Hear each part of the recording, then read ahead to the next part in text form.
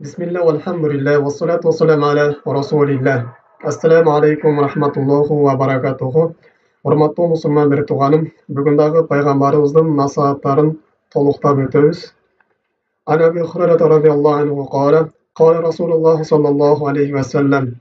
Абу Хурайра, андан Аллах таала ыраазы болсун, айтат: Аллахтын элчиси, ага Аллахтын саламы жана салаваттары болсун, айтты: Min husnul islamil mar'i tarkuhu ma la ya'nihi. Hadisun hasan. Endi өзүнө тийиштүү болбогон иштерге аралашпастан андан баш тартуусу анын исламды толук кооз карманып жатканынын белгиси. Бул хадисти имам Термизи Хасан хадистердин катарында чыгарган. Эми урматтуу мусулман бир тууганым, ушул хадиске дагы толугураак, тереңирээк токтолуп өтө турган болсок, пайгамбарыбыз саллаллаху алейхи ва саллям айтып атат: кайсы бир пенде өзүнө тийиштүү болбогон иштерге аралашпай турган болсо, ар бир ишти өз ээсине тапшыра турган болсо, анан өзүнө гана тийиштүү болгон иштер менен алек боло турган болсо, бул пенде исламды толук карманыптыр деп айтат. Эми ислам динин кармануу бул эки түрдүү болот. Биринчиси, пенде жөнөкөй эле шахадат келмесин айтып мусулман болот, бирок ислам дининдеги парыздарды өтөбөйт, анын тыюуларынан тыйылбайт. Бул ыйманы кемчиликтүү мусулман болуп эсептелинет. Мындайча айтканда, күнөөкөр мусулман болуп калат. Исламды толук карманбаптыр деп буга айтылат. Мында пенделерди Аллах таала кыямат күнүнө барган кезде өзү кааласа ырайымын алып кечирип бейишке киргизет, же болбосо жасаган күнөөлөрү үчүн дозокко алып кирип, ошол дозок менен күнөөлөрүн тазалап, андан кийин бейишке тартыктуу кылат. Эми экинчи ислам динин кармануу экинчи түрү бул ислам динин толук кармануу. Ислам динин кармануу толук кандай болот дегенде, бул анын парыздарын өтөп берүү, тыюуларынан тыйылуу, жана ошондой эле дагы ар кандай шек шубха болгон иштерден алыстап, жада калса мубах болгон иштерге дагы жакындабай, мына ошол нерседен алыстаган киши бул ислам динин толук кармаган киши болуп эсептелинет. Мындай кишини солих киши деп коет. Солих киши ким дегенде, бул эки нерсени өтөгөн киши, эки акыны аткарган кишиге айтылат.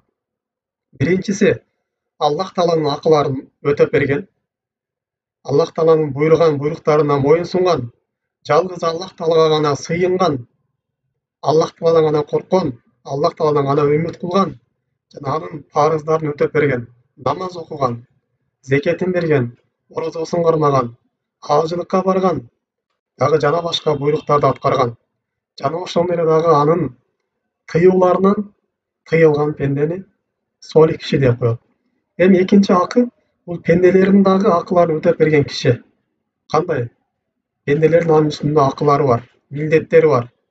Үй бүлөсүнүн милдеттерин өтөп берген, үй бүлөсүнүн акысын өтөп берген, бала чакасынын акысына бекем болгон, кошунасынын акыларына бекем болгон, тууган урук менен болгон мамилесине бекем болгон, тууган уруктарынын акыларын берген, жана ошондой эле өзүнүн бир туугандарынын дагы акыларын берген киши, жана ошондой эле жалпылай мусулмандардын акыларын толук берген киши, мына ошол солих киши деп аталат. Эми ким мына ушул исламды толук кармана турган болсо, мындай кишилердин жасаган амалдарынын сооптору көбөйтүлүп берилет. Ар бир жасаган иш 10 эсеге көбөйтүп берилет.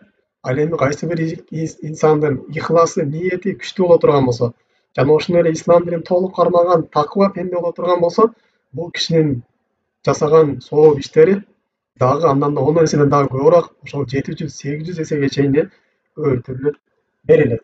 Жана ошондой эле бул кишинин жасаган күнөөлөрү кечирилип, аны соопко алмаштырылып берилет. Мына ушундай исламды толук кармаган киши.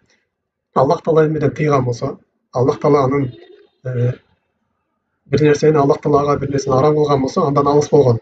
Аллах таала көзүңдү адал жакка сал деген болсо, мына ошол нерсени гана салган.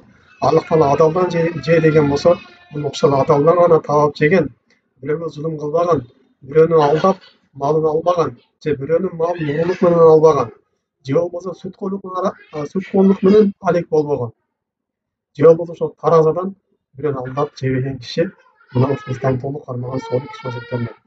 Пайгамбар саллаллаху алейхи вассалам мына ушул дагы бир сыпатын айтып атат. Бул солих киши, бул исламды толук кармаган кишинин белгиси, бул өзүнө тийиштүү болбогон иштерге аралашпайт дейт. Бул кандай дегенде, исламга кишиге тийиштүү болгон иштер аябай көп.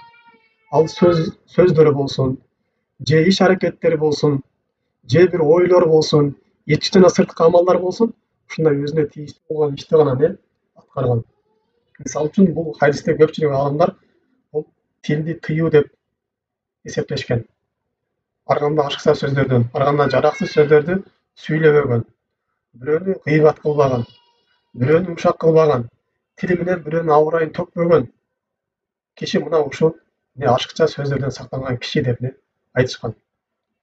Жана ошондой эле дагы ашыкча иш аракеттерден, бирөөнүн ишине аралашпаштык, өзүнүн гана иши менен алек болуштук. Эгерде бир киши кесиби врач боло турган болсо, анын ошол дин тараптан илими болбой турган болсо, анда дин ишине аралашпаш керек. Ал өзүнүн гана ошол милдетин аткарыш керек. Бул дин иштери менен ошол билген кишилер сүйлөш керек. Илимдүүлөр гана сүйлөш керек. Же болбосо бир киши ошол врач болгон болсо, анын башка бир инженерлик жактан илими жок боло турган болсо, ошол инженерлерге аралашпаш керек. Алардын сөзүн сүйлөбөш керек. Аларды барып сен мындай кылдың, андай кылдың деп айткан акы жок болот. Мына ошондой эле ар ким өзүнүн иши менен алек боло турган болсо, Пайгамбар саллаллаху мына ушул киши ислам динин толук кармануптур деп айтып атат. Ошондой эле дагы ашыкча назар, ашыкча көз салуудан этият болуш керек.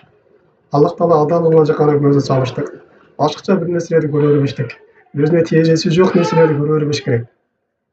Жалаң ошол өзүнүн динине, же өзүнүн дүйнөсүнө пайда болгон нерселер менен гана көрүштүк болуп эсептелинет. Кээ бар ушундай бир сериалдарды көрө берет, эч кандай же динине же башка нерсе пайда жок. Жөн эле анын убактын диктей кетирет. Жана ошондой эле дагы ошол көз менен Аллах Таала берген ошол пенделердин нематтарына, башка бирөөнүн дүйнөсүнө көз атпаш керек. Бул дагы ошол көздүн назары болуп эсептелинет. Ашыкча угуудан сактануу, кулакты же ошол пайдалуу нерселерди угуш керек. Ошондо ашыкча баардык нерсе кандай бир инсандын динине же дүйнөсүнө зыян боло турган болсо, бул нерседен алыс болуш керек. Жада калса ошол анын зыяны жок, бирок пайдасы жок боло турган болсо, мындан дагы алыс болуш керек. Жана ошондой эле дагы ички сырткы кандай амалдар болсун, анын ашыкчасынан сактануу керек болуп эсептелинет. Эми ушул хадистен алынган кээ бир пайдаларга кыскача токтолуп өтө турган болсок, биринчи, биздин ислам динибиздин кооздугу эң жакшы адеп акылактарга буйруйт. Бизди убактыбызды пайдалуу жака коротконго, пайдалуу жака иштеткенге бизди буйруйт. Жана ошондой эле бизге бир астыбызга максат коюп, ошол өзүбүздүн ишибиз менен гана, өзүбүздүн максатыбыз менен гана алек болуп, башка бирөөлөрдүн ишине аралашпаштыкка бизди кызыктырат. Жана ошондой эле дагы биздин коомубузда бактылуулук болуусуна чакырат. Анткени ар ким өзүнүн иши менен алек боло турган болсо, бирөө бирөөнүн ишине киришип, бирөө менен талашпай турган болсо, урушпай турган болсо, албетте биздин коомубузда бактылуулук болот. Жана ошондой эле ислам дини биздин убактыбызды туура пайдаланууга кызыктырат. Анткени адамдар аябай көп. Сиз ар кимдин ишине кирише бере турган болсоңуз, убактыңызды жөн эле текке кетиресиз. Же болбосо ашыкча нерселерди көрө бере турган болсоңуз, же ашыкча нерсени уга бере турган болсоңуз, же ашыкча нерсени сүйлөй бере турган болсоңуз, бул нерсе сиздин зыяныңызга кайтышы мүмкүн, пайдаңыздан. Жана ошондой эле дагы бул хадистен алына турган пайдалар илим алыштык. Биздин жашообузга эмне пайда, эмне зыян экенин көрө билиш үчүн бизге илим керек. Биздин динибизде эмне пайда, динибизде бизге эмне зыян болуп калат, мына ушул нерсеге биз аракет кылышыбыз керек. Анткени инсанда илим болбой турган болсо, ал бир ушундай бир динге каршы келген нерсени, же биздин дүйнөбүзгө зыян боло турган нерсени туура билип алып туруп, бир жаман иштерине аткычы болуп калышы мүмкүн. Бул ошол илимсиздиктин аягынан келип турган нерселер. Жана ошондой эле дагы бул хадистен ала турган пайдалар, бул бизге кайсы иш бизге тиешелүү, кайсы иш бизге тиешелүү эмес, бул ошол шариаттын эрежелерине болуш керек. Анткени кээ бирлер түшүнөт, бул адамдарды жакшылыкка буйруп, жамандыктан кайтаруу. Эгерде бирөө күнөө иш кылып аткан болсо, же болбосо бирөөгө зыян берип аткан болсо, ошону барып кайтарып коюштук, бул сенин ишиң эмес, бул сага тиешелүү эмес деп түшүнүшөт. Жок, мындай эмес. Биздин динибиз жакшылыкка буйруга чакырат, жамандыктан кайтарууга чакырат. Ошол өзүнүн бир эрежелеринин негизинде бул ошол мусулмандын иши, мусулмандын милдети. Биринчи мусулман экинчи мусулмандын үстүндөгү акысы болуп эсептелинет. Аллах Таала буйруган буйруктардын катарында болуп эсептелинет. Ошон үчүн Пайгамбар саллаллаху хадистеринде айтылат: "Kullu kalami ibn Adam alayhi la lahu." Адам баласынын бардык сүйлөгөн сөзү анын зыянына жазылат дейт. Бир гана ким адамдар жакшылыкка буйруган болсо, жамандыктан кайтарган болсо жана Аллах Тааланы зикир кыла турган болсо, мына ушул нерседен гана соо болот, кыямат күнү ошол нерсеге эсеп кысап албайт дейт. Жана ошондой Аллах Таала Кур'ан Каримде айтат: "La khayra fi kasirin min najwahum illa man amara bi sadaqatin aw ma'rufin aw islahin baynan nas." Силердин бири-бири менен шыбырашып сүйлөгөн сөздөрдүн көпчүлүгүнө пайдасы жок. Эч кандай жакшылык жок. Бир гана кимде-ким адамдарды садака бериш үчүн, адамдар жакшылыкка буйруш үчүн, же адамдардын арасында оңдош үчүн ушундай шыбырап сүйлөшө турган болсо, мына ушул нерседе гана жакшылык бар деп айтат. Жана ошол менен дагы алымдардын сөздөрү келет. Саласатун тазиду фил акл. 3 нерсе бар. Имам Шафи айтат, ал акылды күчөйтөт. Биринчиси мужаласатул улама, алымдар менен отуруштук, алымдарга аралашыштык. Экинчиси мужаласату солихин, солих пенделерге аралашып, алар менен баарлашып сүйлөштүк. Андан кийинки үчүнчүсү таркул калам ма ла я'нихи, өзүңө тийиштүү болгон сөздөрдөн алыс болуштугуң, бул сенин акылыңды күчөтөт дейт. Ал эми ар нерсе менен алек боло бериштигиң, бул сенин инсандын ыйманы алсыз экендигин, анын акылын өтө пас экендигин бир далил болуп эсептелинет. Жана ошондой эле кимде-ким ошо өзүнө тийиштүү болгон иш менен алек боло турган болсо, Аллах Таала ушул пендеден жүз үйрөнгөндүгү, Аллах Таала ал пендени өзүнүн тавфикысыз таштап койгондугунун бир белгиси. Хасан аль-Басри айтат: "Min alamati i'radillahi ta'ala 'anil 'abdin an yaj'alahu shughlahu fi ma la ya'nihi."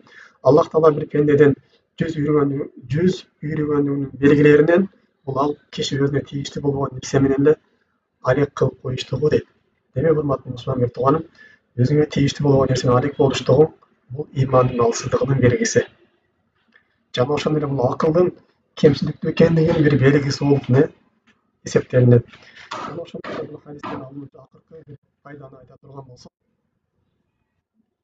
инсан өзүнүн жалаң гана пайдалуу болгон нерсе менен алектеништиги, мына ошол нерсеге эле кызыгыштыгы. Мына ушул менен бүгүнкү сабагыбызды жыйынтыктайбыз. Аллах Таала бизге пайдалуу илим берген болсун. Ошо алган илимдерибизди кыямат күнүндө амал кылып, кыямат күнүндө Фирдаус аля бейишине киргенди насип кылсын. Субханакаллахумма бихамдик, ашхаду ан ла илаха илля анта, астагфирука ва атубу илейк. Ассаламу алейкум ва рахматуллахи ва баракатуху.